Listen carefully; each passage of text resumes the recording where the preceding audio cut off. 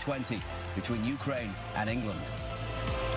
For the English defence to become the first in Euro history to sense that was the best way to get the result. So whichever system they've used, whichever They benefited from that, but you know, that was UEFA's plan. And Sterling, the man on the screen there, going through warm-ups in Rome, because he's for Gareth Southgate. What will he bring to this team in this particular situation? Now, does it? This kick-off's coming, and he has to really set the hills on over an understanding of a different league, how different styles play.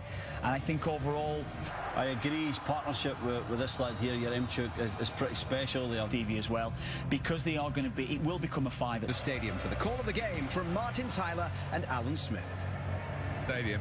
You got Gareth Southgate, who's here, of course, tonight, away from the midst. It could be a little bit of an advantage, really, and the excitement and entertainment, not that much older on average.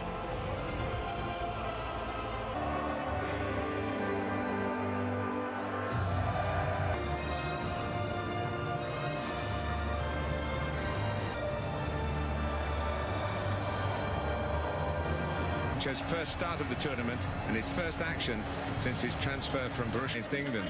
There is one change with Vitali Mikol. Scoring a goal against England has been different. So Ukraine, we've seen that already.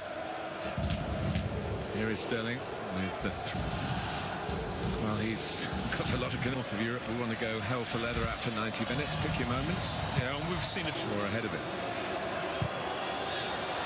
Franco making a challenge. It'll come for Kane! Harry Kane! In the 4th minute.